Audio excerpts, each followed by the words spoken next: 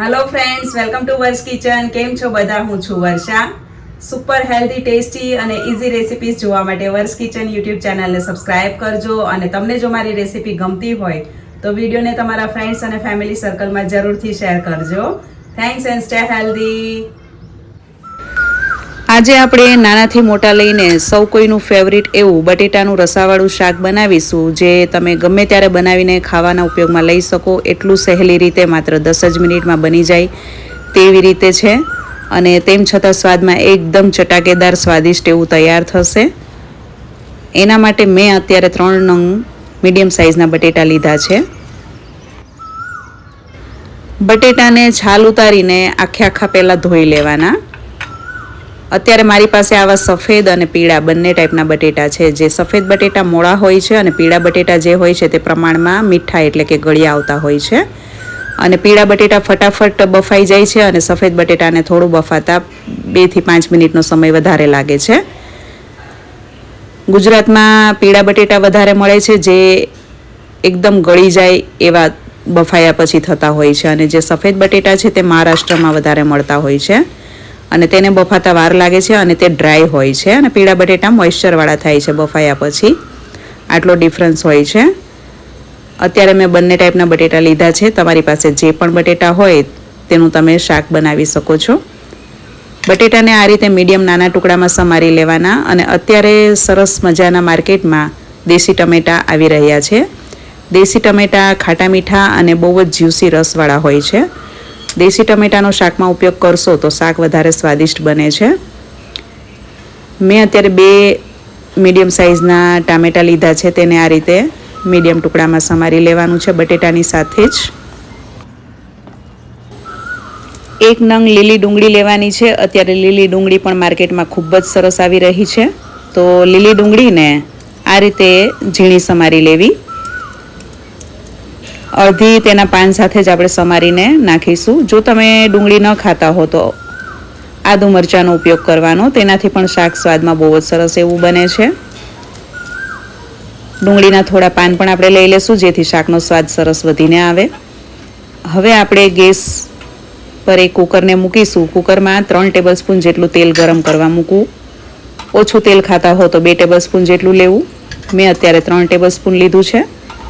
બટેટાના શાકમાં થોડું તેલ વધારે નાખશો તો શાક બહુ જ સરસ એવું બને છે. તેલ એકદમ ગરમ થઈ જાય એટલે ગેસની ફ્લેમ સાવ ધીમી કરીને તેમાં 1/2 ટીસ્પૂન જેટલો રાઈનો વઘાર કરવો. મોટી રાઈના વઘારથી બટેટાના શાકનો સ્વાદ વધી જાય છે. તમારી પાસે જે પણ રાઈ હોય તેનાથી તમે વઘાર કરી શકો છો. મેં અત્યારે રાયડો એટલે કે મોટી રાઈનો વઘાર કર્યો છે. રાઈ ફૂટી જાય એટલે 1/2 ટીસ્પૂન જેટલું જીરું, 2 થી 3 લીમડાના પાન, 8 થી 10 મેથીના દાણા ચોક્કસથી નાખવા. મેથીના દાણાથી બટેકાના શાકનો સ્વાદ વધી જાય છે. અને હિંગ અને હળદર આ રીતે 1/2 ટીસ્પૂન બટેટામાં મિક્સ કરીને ત્યારબાદ નાખવાનું વઘારમાં. ડાયરેક્ટ તેલમાં હિંગ અને હળદર વઘારમાં નાખો એના કરતાં તમે આ રીતે વઘારમાં નાખશો તો હિંગ અને હળદરનો સ્વાદ અને કલર બંને ખીલીને આવે છે. ગેસની ફ્લેમ અત્યારે મેં ધીમી જ રાખી છે. સ્વાદ પ્રમાણે નમક એટલે કે મીઠું નાખવું અને સરસ રીતે મિક્સ કરી લેવાનું છે અને સાંતળવાનું છે આ રીતે જ 2 થી 3 મિનિટ. ધીમા ગેસની ફ્લેમ પર ઢાંકીને 1 મિનિટ સંતળાવા દેશું. તે દરમિયાન આપણે 4 થી 5 કળી લસણ એક મિક્સર જારમાં લેશું, 2 લીમડાના પાન, 1 તીખી મરચી અને 1 ટુકડો આદુનો સમારીને નાખવો. આ પેસ્ટ શાકમાં નાખવાથી શાકનો સ્વાદ 100 ગણો વધીને આવશે. જો તમે લસણ ડુંગળી ન ખાતા હો તો આદુનો ટુકડો થોડો વધારે નાખવાનો. આદુ મરચાં લસણ લીમડાની પેસ્ટ અત્યારે આપણે આમાં મિક્સ કરી દઈશું અને ફરીથી તેને 1 મિનિટ સાંતળવાનું છે ધીમા ગેસની ફ્લેમ પર. બટેટાનું શાક ડાયરેક્ટ વઘારીને પાણી નાખીને કુકરમાં કરો અને આ રીતે સાંતળીને બનાવો, તે બંનેના સ્વાદમાં ઘણો ફરક આવે છે. તો આ રીતે 5 મિનિટ ઢાંકીને પહેલાં તેને સાંતળવાનું ધીમા ગેસની ફ્લેમ પર. 5 મિનિટમાં આ રીતે 20 થી 30% તો બટેટા મસ્ત કૂક થઈ જતા હોય છે, થોડા બફાઈ જતા હોય છે અને ટામેટાં સરસ ગળી જાય અને લસણ ડુંગળીની કચાશ પણ દૂર થઈ જાય અને તેલમાં તેનો સ્વાદ ભળી જાય છે. તો હવે તેમાં આપણે 1 ટીસ્પૂન જેટલું ધાણા જીરું પાવડર, 2 થી 2.5 ટીસ્પૂન જેટલું લાલ કાશ્મીરી મરચું પાવડર નાખીશું. એનાથી કલર અને સ્વાદ બંને સરસ આવશે. તીખાસ માટે આપણે તીખું મરચું લીલું નાખ્યું છે, લીલું મરચું. જો તમારું મરચું પાવડર તીખું હોય તો એ પ્રમાણે તમારે ઓછું નાખવું. તીખાસ તમે તમારા ટેસ્ટ પ્રમાણે વધારે ઓછી લઈ શકો છો. હવે બધા મસાલા એક વખત સરસ બટેટામાં મિક્સ કરી દેવાના. ત્યારબાદ આપણે આ રીતે ઉપરથી પાણી નાખીશું. 1 કપ જેટલું પાણી મેં અત્યારે લીધું છે. હવે સૌથી ખાસ ટિપ્સ એ છે કે પાણી નાખ્યા બાદ ચમચા વડે શાકને ચલાવવાનું નથી, નહીં તો બટેટાની ઉપરથી બધો મસાલો નીકળી જશે.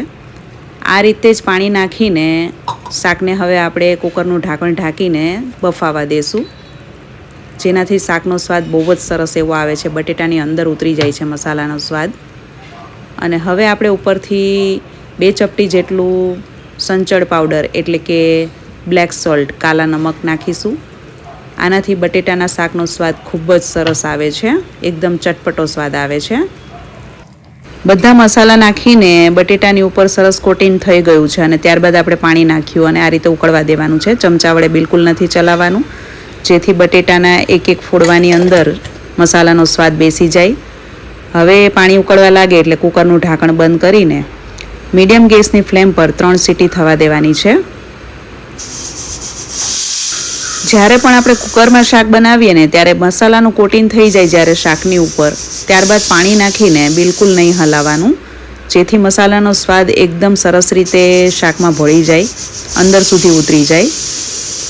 એ ખાસ ટીપ છે.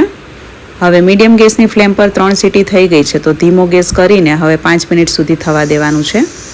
5 મિનિટ બાદ ગેસને બંધ કરી દેવો અને આ રીતે જ 15 થી 20 મિનિટ સુધી કુકરને ઠંડુ થવા દેવાનું છે એની જાતે જ, એટલે બટેટા એકદમ સરસ ગળી જશે. 20 મિનિટ બાદ આપણે જોઈએ તો સરસ મજાનું શાક બની ગયું છે. બટેટા એકદમ સરસ બફાઈ ગયા છે, તેલ બધું સરસ ઉપર આવી ગયું છે અને આ રીતે આપણે ચમચા વડે થોડું મિક્સ કરીશું, જેથી રસો થોડો ઘટ થઈ જાય. બટેટા એકદમ સરસ બફાઈ જાય એટલે થોડું આપણે ચમચા વડે ચલાવીએ તો રસો એકદમ ઘટ થઈ જતો હોય છે. હવે આપણે તેમાં લીલી ડુંગળીના પાન અને થોડી કોથમીર નાખીશું. લીલી ડુંગળી અને લીલું લસણ મળે તો ચોક્કસથી નાખવાનું, એનાથી બટેટાના રસાવાળા શાકનો સ્વાદ બહુ જ સરસ એવો આવતો હોય છે. અને બટેટા બફાયા પછી મીઠા થઈ જ જતા હોય છે, એટલે કે ગળ્યા લાગતા હોય છે. એટલે અમે બટેટાના શાકમાં ગળ પણ કોઈ પણ પ્રકારનું નથી નાખતા. ખાંડ કે ગોળ નાખવાની જરૂર નથી. એના વગર જ આ બટેટાનું રસાવાળું શાક એકદમ ચટપટું તૈયાર થાય છે. અને દેશી ટામેટાં છે તો એનો ખટમીઠો સ્વાદ શાકમાં આવી જ જતો હોય છે. તો કુદરતી ખાટા મીઠા સ્વાદવાળું બટેટાનું ચટપટું રસાવાળું શાક બનીને તૈયાર છે. અને રસો પણ પ્રમાણસર એકદમ સરસ ઘટ્ટો થયો છે અને તેમ છતાં તેલ પણ જુઓ, તમે જોઈ શકો છો છૂટું પડ્યું છે. જનરલી બટેટાનું શાક બધા ઘટ કરવા માટે ચણાનો લોટ કે ઘઉંનો લોટ કે શિંગદાણાનો ભૂકો એ બધું નાખતા હોય છે અને એને કારણે જ તેલ શોષાઈ જતું હોય છે અને બટેટાના શાકમાં તેલ છૂટું નથી પડતું. જો તમે આ રીતે એકદમ સિમ્પલ રીતે બનાવશો બટેટાનું શાક તો રસો પણ ઘટ થશે અને તેલ પણ છૂટું પડશે.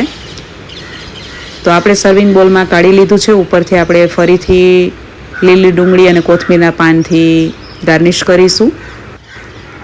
અત્યારે આ શાકમાંથી સુગંધ ખૂબ જ સરસ એવી આવી રહી છે અને મેં આ શાકને સર્વ કર્યું છે જુવાર બાજરીના રોટલા સાથે. તમે આ શાક શેની સાથે વધુ ખાવાનું પસંદ કરશો? રોટલા, રોટલી, ખીચડી, ભાખરી, પરાઠા, પૂરી, તે મને કમેન્ટમાં જરૂરથી જણાવજો. આજે મેં જુવાર બાજરીનો રોટલો, ડુંગળી, ઘરની બનાવેલી તાજી મોળી છાશ અને દેશી ગોળ સાથે સર્વ કર્યું છે. મને આ શાક રોટલા સાથે ખૂબ જ પસંદ છે.